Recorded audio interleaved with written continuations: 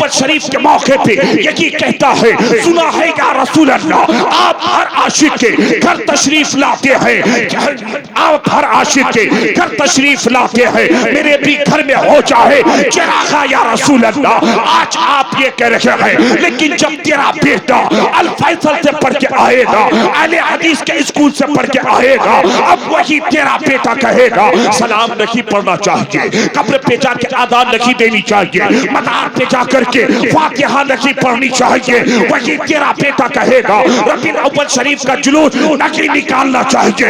اس لیے اے سنیو، آپ کے پاس کسی چیز کی کمی نہیں ہے، ہم کیوں اپنے بیٹے کو الفیصل میں پڑھائیں، ہم اپنے بیٹے کو کیوں اہل حدیث کے اسکول میں پڑھائیں، ہم اپنے بیٹے کو کیوں کسی دیوبندی کے اسکول میں پڑھائیں۔ مدرسوں کی کمی نہیں علاقے میں، مدرسے بہت ہو گئے ہیں، آج ضرورت ہے کہ تین شب کا جلسہ نہ کریں، 3 رات کا جلسہ نہ کریں، 1 رات کا جلسہ کریں، پورے چکلیا بلاک کے لوگ پیسہ جمع کریں اور ایک اسکول بنائے اس ارادے سے کہ جس طریقے سے آج ہم اہل سنت پہ ڈٹے ہوئے ہیں، کل میرا بیٹا اس اسکول سے پڑھ کے کسی دیوبندی کسی اہل حدیث کے پیچھے نہیں جائے گا، اگر جائے گا تو ہمارے مسجد کے امام کے پیچھے جائے گا، جائے گا تو اعلی حضرت کے غلاموں کے پیچھے جائے گا۔ واہ بھائی، نعرہ تکبیر، نعرہ رسالت، نعرہ رسالت۔ آپ سے جا کے پوچھنا چاہیے کہ شریعت کا مسئلہ کیا ہے، اپنے گاؤں کے علماء سے جا کے پوچھنا چاہیے شریعت کا مسئلہ کیا ہے، علاقے کے علماء سے پوچھنا چاہیے شریعت کا مسئلہ کیا ہے۔ لیکن آپ کسی عالم دین کے پاس نہیں جاتے ہیں، اپنے گاؤں کے امام کے پاس نہیں جاتے ہیں، جاتے ہو ان دلال خوروں کے پاس جو 10,000 روپیہ لے کر آپ کے کیس کو دبا دیا کرتا ہے۔ سن، جو ماں باپ ایسا کرتا ہے مرنے کے بعد تم کو بھی قبر میں اللہ عذاب نازل کرے گا۔ جو بیٹیاں اس طریقے سے بھاگ جاتی ہے، شریعت کا مذاق بناتی ہے، مرنے کے بعد تیرے قبر میں تیری کٹائی ہونے والی ہے، 10-20 ہزار روپے کھا کر اس کیس کو دبانے والوں، شریعت کے مطالعہ کا مذاق بنانے والوں، ابھی نکاح سے وہ نکلی نہیں ہے، تم نے دنیاوی اعتبار سے، اپنے دنیاوی طاقت کے اعتبار سے تم اس کی بیٹی کو دوسرے کے ساتھ رہنے دیتے ہو، پھر علماء کی بات کو تم نہیں مانتے ہو۔ سنو، جب تم کلمہ چاہو گے تمہیں کوئی بچانے والا نظر نہیں آئے گا۔ اس لیے میں اس محفل سے کہنا چاہتا ہوں، اگر ایسے مسئلے آئے ہمارے دنیاوی اعتبار کے رہنما، اگر آپ کے آ کر کے کوئی کہہ دے کہ حضرت میری بیٹی بھاگ گئی ہے، تو تم وہاں کہہ دینا اس مسئلے پہ نہیں میں پڑھوں گا، جاؤ مسجد کے امام کے پاس، جاؤ گاؤں کے علماء کے پاس، یہ شریعت کی بات ہے۔ جب ہمارے قوم کے نیتا اس طریقے کی باتوں پہ عمل کر لے گا، قسم خدا کی ہمارے سماج میں برائیاں نہیں رہے گی۔ جب علماء اس چیز پہ پہل کریں گے، شریعت پہ لوگ عمل کرتے جائیں گے، پھر کوئی بیٹا ولد الزنا نہیں ہوگا، کوئی بیٹا تیرا نافرمان نہیں بنے گا۔ بے شک بے شک، سبحان اللہ سبحان اللہ۔ میرے مصطفیٰ قوم کے دیوانوں، شہنواز قادری اس بات کی کبھی پرواہ نہیں کرتا۔ میں ہر جگہ کہتا ہوں اسلامیات کو اگر سب سے زیادہ اس علاقے میں نقصان ہوا ہے تو یہ ہمارے جھلو پلو یا بکلول لوگوں کے وجہ سے ہوا ہے۔ ہر چیز پہ یہ پیر ڈالتا ہے، مسجد کی بات آئی یا بکلول جا کر کے گئے مسجد کا امام ہم رکھیں گے۔ میں دعوے کے ساتھ کہتا ہوں شہنواز قادری کی بات کو ریکارڈ کرنا، آج سے کچھ دن ایک سال پہلے کی بات ہے، میرے گاؤں سے اتر جانب ایک گاؤں ہے، بیچارے امام کو نکال دیا گیا نا، تو کوئی جا کر کے بستی کے مولانا سے نہیں پوچھا کہ حضرت ہم جو اس امام کو رکھ رہے ہیں تو اس کی قیرت درست ہے کہ نہیں ہے، یہ قرآن صحیح پڑھتا ہے کہ نہیں پڑھتا ہے، یہ قیامت کی نشانی نہیں ہے تو کیا ہے۔ تم جب امام کی تقرری کرواتے ہو تو اپنے گاؤں کے، اپنے علاقے کے علماء کو سامنے رکھ کر کے تقرری نہیں کرواتے ہو۔ آج امام کی تقرری کون کرواتا ہے؟ گاؤں کا ممبر کرواتا ہے، گاؤں کا پنچایت سمیتی کرواتا ہے، انچل کا پردھان کراتا ہے، ہمارے علاقے کے بدھوا ضلع پریشد آ کے کراتا ہے، نام نہاد نیتا لوگ آ کے کراتے ہیں۔ ابے تم کو تو پیشاب کرنے کا ڈھنگ نہیں معلوم، تم اپنے مسجد کے امام کی تقرری کرواتا ہے، جب بھی مسجد کی بات آئے تم اپنے ہاتھ کو وہاں اٹھا لو، یہ کہو کہ مسجد کے امام کی تقرری کوئی ایم ایل اے نہیں کرائے گا، کوئی ضلع پارشد نہیں کرائے گا، کوئی پردھان نہیں کرائے گا، کوئی منشی نہیں کرائے گا، کوئی ماسٹر نہیں کرائے گا۔ اگر ایمان کی تقرری کرائے گا تو ہمارے گاؤں کے علماء کرائیں گے۔ جب گاؤں کے علماء ایمان کی تقرری کروائیں گے، جب اس کی غیرت درست ہوگی، تمہاری نماز رب کی بارگاہ میں قبول ہو جائے گی۔ صاحب اس لیے تو علامہ اقبال کہتے ہیں کہ طوفان نو لانے سے کیا فائدہ، ایک اشک ہی کافی ہے اگر اثر کر جائے۔ نہ کہنا صاحب کہ شہنواز قادری آیا کچھ بول کر چلے گئے، نہیں بڑی تکلیف ہوتی ہے صاحب۔ میں یہ نہیں کہتا کہ آپ بڑے بڑے جلسے نہ کرو، 3 شب کی جگہ آپ 1 شب کا جلسہ کریں۔ میں دل کی تکلیف بیان کر رہا ہوں، علاقے میں رہتا ہوں، ہمارے نوجوان بچوں کو دیکھتے ہیں۔ آپ دل پہ ہاتھ رکھ کر کے سوچیں، آج تو آپ کہتے ہیں ہم ربیع الاول شریف کا جلوس میں جاتے ہیں، جھنڈا لے کر آپ آگے آگے دوڑتے ہیں، مبارکبادی ہم آپ کو دیتے ہیں۔ آپ جب بھی غوث پاک کی مہینے کی تاریخیں آتی ہے، غوث پاک کی نیاد آپ مناتے ہیں۔ آج آپ نے یہ ثابت کر دیا کہ ہم غریب نواز کے عاشق ہیں۔ حضرت تھوڑی دیر سنیں، بس تھوڑی دیر میں تقریر کرنا چاہتا ہوں، ذرا دل پہ ہاتھ رکھ کر کے سوچیں۔ صاحب آج آپ آگے بڑھتے نظر آتے ہیں، میں نے دیکھا عشاء کی نماز ہو گئی، آپ صلاۃ و سلام پڑھتے ہیں، بڑی اچھی بات ہے۔ فجر کی نماز ہو گئی، آپ صلاۃ و سلام پڑھتے ہیں، بڑی اچھی بات ہے۔ قبرستان جاتے ہیں، مردے کو دفن کرنے کے بعد آپ وہاں پر آذان دیتے ہیں، یہ اہل سنت والجماعت کا عقیدہ ہے، بڑی اچھی بات ہے۔ لیکن صاحب تم نے تو اپنے بارے میں سوچا، لیکن تم نے اپنی اولادوں کے بارے میں سوچا۔ آج اگر ہم مہینے کا 25,000 کماتے ہیں تو ہم اپنے بیٹے کو کہاں پڑھاتے ہیں؟ الفیصل میں پڑھاتے ہیں، جہاں جماعت اسلامی کا غلبہ ہے، ہم اپنے بیٹے کو وہاں پڑھاتے ہیں۔ جہاں جماعت اسلامی اہل حدیث کے لوگ اسکول CBSE بورڈ کا کھولے ہوئے ہیں، جب تیرا بیٹا الفیصل میں پڑھے گا، جب تیرا بیٹا کسی اہل حدیث کے اسکول میں پڑھے گا، تو آپ بتاؤ آج اس کا باپ ربیع الاول شریف کے موقع پہ یہی کہتا ہے، سنا ہے یا رسول اللہ آپ ہر عاشق کے گھر تشریف لاتے ہیں، آپ ہر عاشق کے گھر تشریف لاتے ہیں، میرے بھی گھر میں ہو چاہے چراغا یا رسول اللہ۔ آج آپ یہ کہہ رہے ہیں، لیکن جب تیرا بیٹا الفیصل سے پڑھ کے آئے گا، اہل حدیث کے اسکول سے پڑھ کے آئے گا، اب وہی تیرا بیٹا کہے گا سلام نہیں پڑھنا چاہیے، قبر پہ جا کے آذان نہیں دینی چاہیے، مزار پہ جا کر کے فاتحہ نہیں پڑھنی چاہیے، وہی تیرا بیٹا کہے گا ربیع الاول شریف کا جلوس نہیں نکالنا چاہیے۔ اس لیے اے سنیو، آپ کے پاس کسی چیز کی کمی نہیں ہے، ہم کیوں اپنے بیٹے کو الفیصل میں پڑھائیں؟ ہم اپنے بیٹے کو کیوں اہل حدیث کے اسکول میں پڑھائیں؟ ہم اپنے بیٹے کو کیوں کسی دیوبندی کے اسکول میں پڑھائیں؟ مدرسوں کی کمی نہیں علاقے میں، مدرسے بہت ہو گئے ہیں۔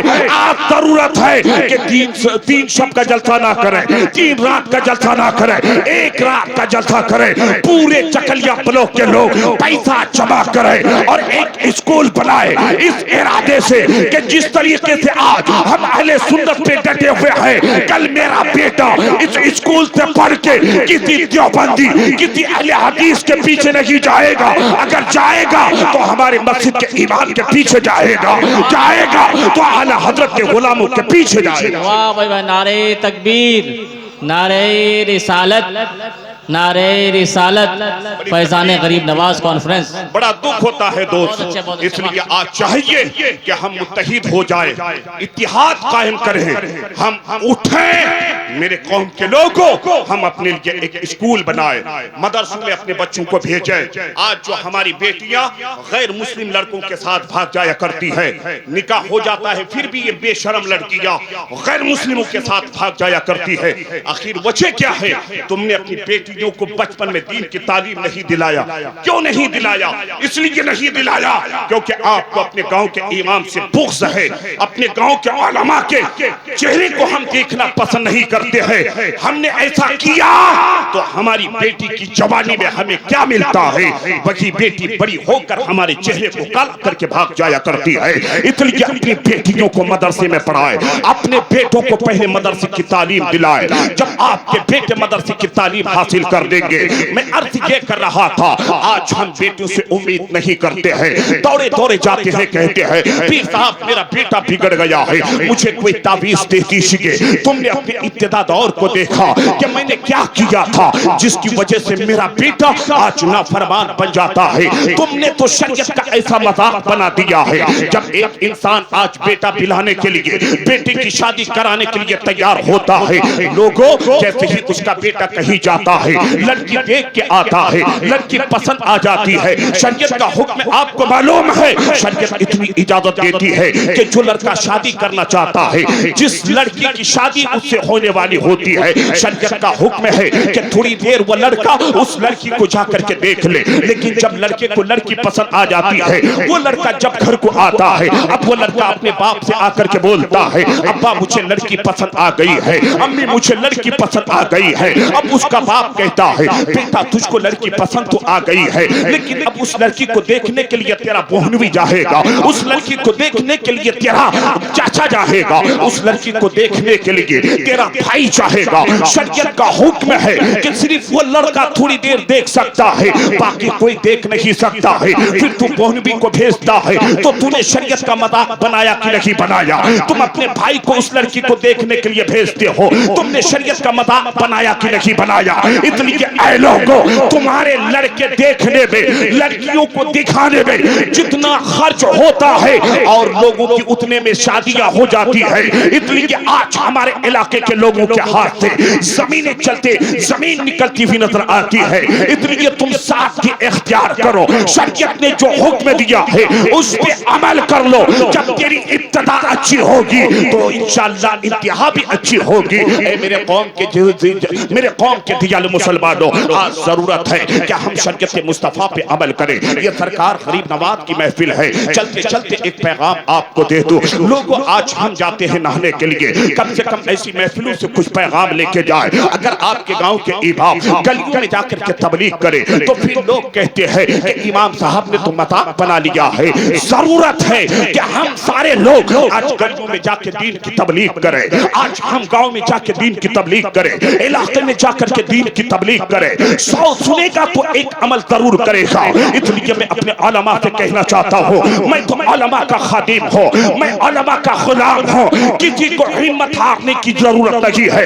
علامہ اقبال نے کہا تھا اکیلا ہی چلا تھا جانب منزل مگر لوگ آتے گئے کارواں بنتا گیا. اگر 100 سنتا ہے تو ایک عمل کرتا ہے, آج ایک عمل کرتا ہے تو 2 دن کے بعد 10 عمل کرنے والا بنے گا. اس لیے اے قوم کے دیالو مسلمانوں, ہمیں چاہیے کہ مصطفیٰ کی شریعت پہ عمل کرے. اگر آپ سے کوئی پوچھ لے غریب نواز کانفرنس میں تو آیا تھا, یہاں کے نوجوانوں نے ایک محفل رکھی تھی غریب نواز کے نام پہ, تو آیا تھا کیا سیکھ کے گیا تھا؟ تو کل کچھ بول نہیں پائے گا. اگر آپ سے آپ کے گاؤں کے علماء حضرت قاری ہمایون پوچھ لے بھائی وضو میں کتنے فرائض ہیں, تو 10 میں سے 4-5 ہوں گے جو وضو کے فرائض بتاتے پائیں گے. حضرت مولانا روح الامین پوچھ لے 2-4 لوگ ہوں گے جو وضو کے فرائض بتائیں گے. اگر آپ سے کوئی یہ پوچھ لے بھائی نہانے میں کتنے فرائض ہیں, آپ کی زبان خاموش ہو جاتی ہے. پھر تو کہتا ہے کہ ہم نبی کے عاشق ہیں. کیسا تو نبی کا عاشق ہے, کیسا تو نبی کا دیوانہ ہے. سن لے میرے مصطفیٰ کریم فرماتے ہیں نہانے کا طریقہ نبی نے کیا بتایا ہے. آج تو ہم ہیں ٹیبل کے پاس گئے, بالٹی میں پانی لیا سر پہ ڈال دیے, ہم ٹیبل کے پاس گئے, ہم نے کچھ نہیں دیکھا, بس ٹیبل کے نیچے بیٹھے, ہم ٹیبل چلاتے ہوئے نہانے لگے. لوگوں سنو تو صحیح, آج سے کچھ دن پہلے کی بات ہے, 2018 کا سروے ہے, میڈیکل کالج کا سروے کیا ہے. جب پٹنہ میڈیکل کالج میں 10-15 لوگ ایک دن میں انتقال کر گیا, 10-15 لوگ ایک دن میں ڈیتھ کر گیا. کوئی برین ہیمریج میں شکار ہو کے مر گیا, کوئی ہارٹ اٹیک سے مر گیا. جب ایک دن میں 15-20 لوگ مر گیا تو پھر پٹنہ میڈیکل کالج کے سب سے بڑے ڈاکٹر کو میڈیا کے سامنے آنا پڑا. پٹنہ میڈیکل کالج کا بڑا ڈاکٹر سامنے میں آتا ہے, آ کر کے کہتا ہے کہ برین ہیمریج جو آج زیادہ ہو رہا ہے, ہارٹ اٹیک تو آج زیادہ ہو رہا ہے, تو لوگ غلط طریقے سے نہ رہے ہیں, لوگ غلط طریقے سے غسل کر رہے ہیں. اس لیے زیادہ تر لوگ آج ہارٹ اٹیک کا ایپ جو ہے بیمار ہو رہا ہے, لوگ برین ہیمریج کا شکار ہو رہا ہے. میڈیا نے اس سے پوچھا تھا اے ڈاکٹر ذرا یہ تو بتائیے کہ ہارٹ اٹیک سے کیسے بچا جائے, برین ہیمریج سے کیسے بچا جائے. وہ ڈاکٹر کہتا ہے اگر برین ہیمریج سے بچنا ہے, اگر ہارٹ اٹیک سے بچنا ہے, تو تم کو مسلمانوں کے محمد جناب رسول کائنات کے فارمولے پہ عمل کرنا پڑے گا. اللہ اکبر. اے لوگوں, وہ ڈاکٹر کہتا ہے اگر لوگ فوراً سر پہ پانی ڈال دیتا ہے, اس کے وجہ سنڈک کی وجہ سے جو دماغ میں چھوٹی چھوٹی نسیں رہتی ہے وہ پھٹ جاتی ہے, اس لیے اس کو برین ہیمریج ہوتا ہے. لوگ فوراً نہانے کے وقت اگر اپنے سر پہ پانی ڈال لیتا ہے تو اس کے دل کا دورہ بند ہو جاتا ہے, دل کے اندر خون کا وائبریشن, خون کا جو ہے خون کا دورہ بند ہو جاتا ہے, اس لیے وہ ہارٹ اٹیک کا شکار ہوتا ہے. اللہ پاک پر وہ ڈاکٹر کہتا ہے اگر ان تمام چیزوں سے بچنا ہے تو نبی کے فارمولے پہ عمل کرنا پڑے گا. آج سے 1450 سال پہلے میرے مصطفیٰ نے مدینے کی وادی سے اپنی امت کو پیغام دیا تھا. اے غریب نواز کی محفل میں آنے والوں, اس پیغام کو آپ یاد رکھیں. کل سے جب آپ غسل کرنے چاہے تو کسی دنیا دار کے نام پہ عمل نہ کرنا, کسی دنیا دار کے فارمولے پہ آپ عمل نہ کرنا, بلکہ اپنے نبی کے فارمولے پہ عمل کرنا. ان بیماریوں سے محفوظ رہو گے. جب بھی غسل کرنے جانا تو پہلے وضو کے 3 شرائط کو ادا کر لینا. وہ وضو کے 3 شرائط کیا ہے جب علماء سے پوچھو گے پتا چلے گا. سب سے پہلے کلی کر لینا, پھر ناک میں پانی ڈال دینا, پانی یعنی ناک کے نرم ہڈی تک پہنچ جائے اس طریقے سے ڈال دینا. یہ 2 فرض ادا ہو گئے. تیسری فرض کیا ہے وضو کے, تیسری شرائط کیا ہے اللہ پاک پر یعنی اپنے سر کے اوپر پانی ڈالنا, پورے بدن کو بھگا دینا. یہ غسل کے 3 فرائض ہے, لیکن نبی فرماتے ہیں جب تینوں فرائض ادا ہو جائے تو سب سے پہلے اپنے دائیں کاندھے پہ پانی ڈالنا. اس لیے دائیں کاندھے کی طرف دل نہیں رہتا ہے, یعنی بائیں کاندھے کی طرف دل ہوا کرتا ہے.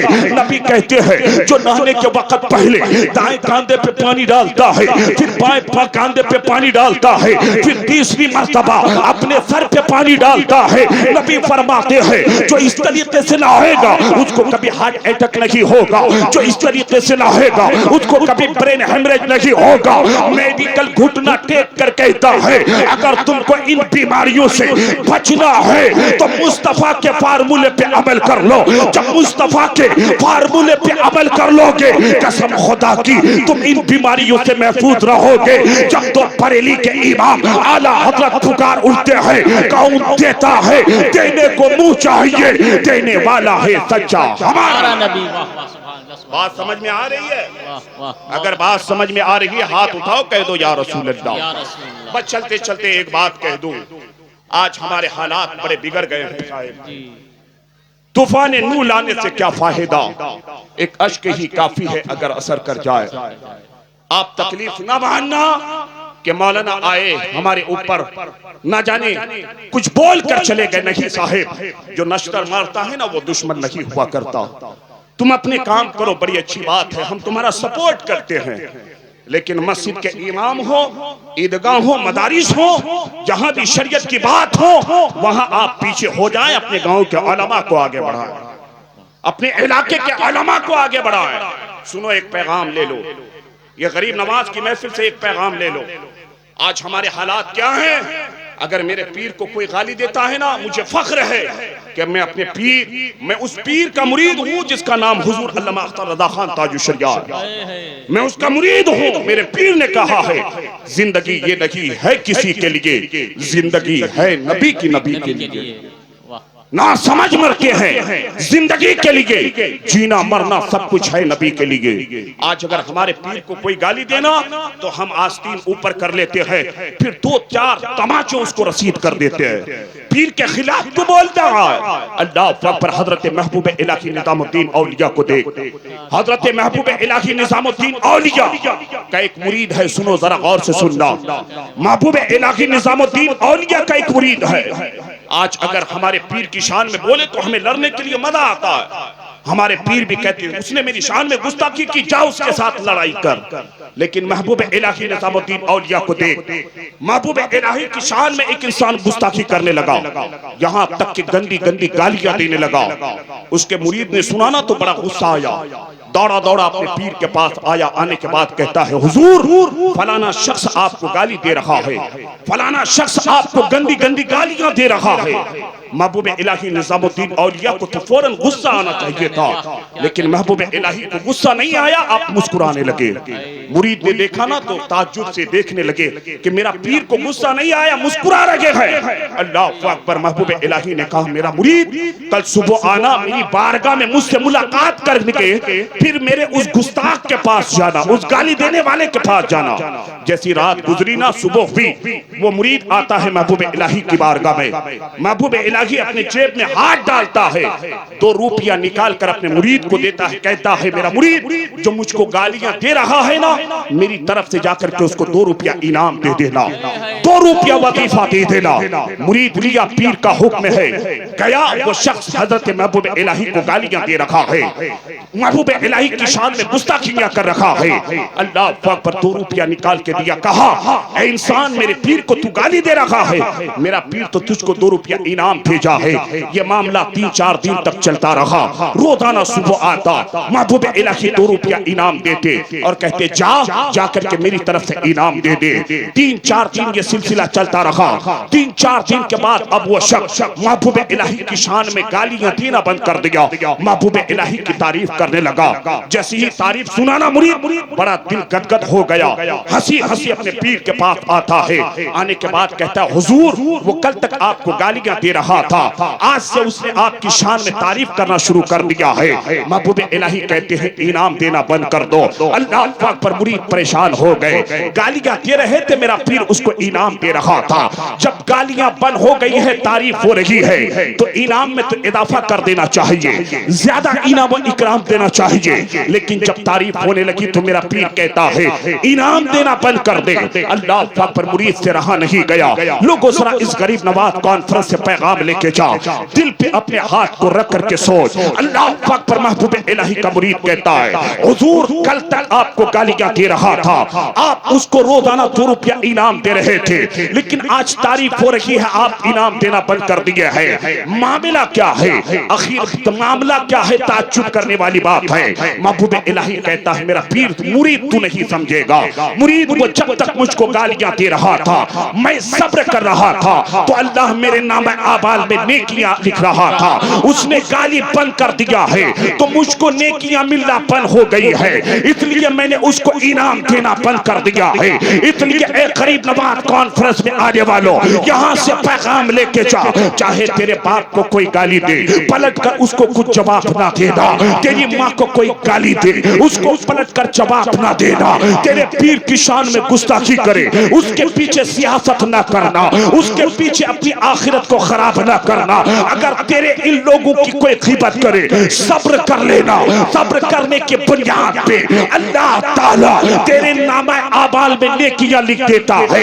حضرت شیخ سعدی کہتے ہیں جو انسان اپنے غصے کو پی لیتا ہے تو اللہ تعالیٰ اپنے اس بندے کو اپنا دوست بنا لیتا ہے۔ اس لیے اے میرے قوم کے دیالی مسلمانوں، کسی عالم کی توہین کر کے اپنی آخرت کو خراب نہ کرنا، کسی عالم کی شان میں توہین کر کے غیبت کر کے یا اپنے سے بڑوں کی غیبت کر کے کسی کے پیر کی شان میں گستاخی کر کے اپنی آخرت کو خراب نہ کرنا۔ ان تماموں سے بہتر تو یہ ہے کہ تم اپنے ماں باپ کو راضی کر لو۔ قسم خدا کی اگر تیری ماں تجھ سے راضی ہے، تیرا باپ تجھ سے راضی ہے، تو پھر تجھ سے مدینے والے مصطفیٰ راضی ہے۔ جب مدینے والے مصطفیٰ تجھ سے راضی ہو جائیں گے تو پھر اللہ تجھ سے راضی ہے۔ اس لیے ماں باپ کی شان میں گستاخی نہ کی، ماں باپ کی آپ جو ہے اہمیت کو سمجھے، ماں باپ سے بے پناہ محبت کرے۔ سرکار غریب نواز کی یہ محفل ہے، سنانے اپنی بربادی کے افسانے کہاں جاتے،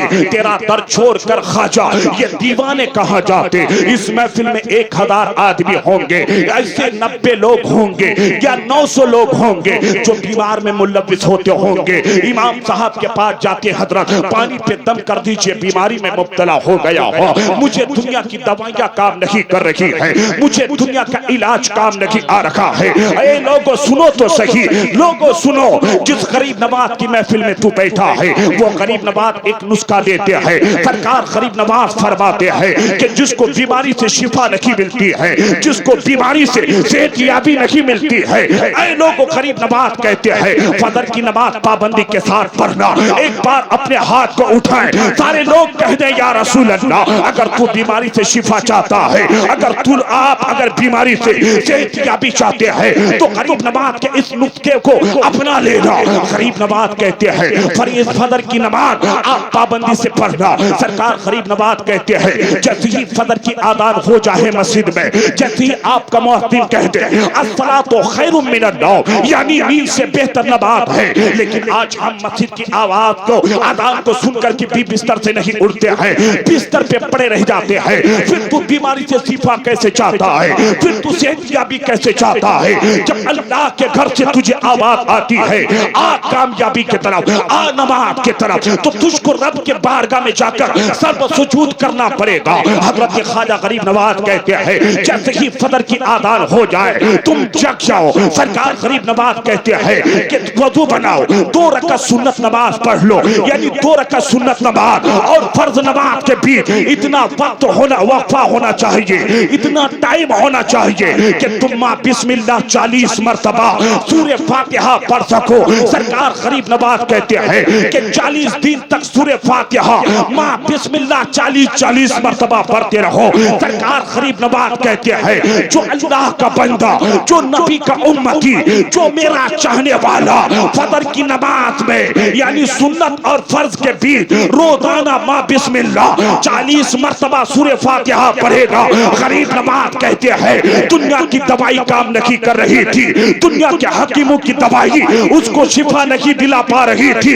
غریب نواز کہتے ہیں کہ 40 دن کا عرصہ مکمل نہیں ہوگا، اللہ سورہ فاتحہ کے صدقے اللہ تجھ کو ہر بیماری سے شفا عطا کر دے گا۔ اللہ سورہ فاتحہ کے صدقے تم کو اللہ بیماریوں سے صحت یاب کر دے گا۔ انشاءاللہ غریب نواز پہ پوری تفصیلی گفتگو ہوگی، میری آج نہیں۔ اے لوگوں، جس مدرسے میں آپ بیٹھے ہیں آپ کے بچے اس مدرسے میں پڑھنے کے لیے آتے ہیں، میں نے یہاں کے نوجوانوں سے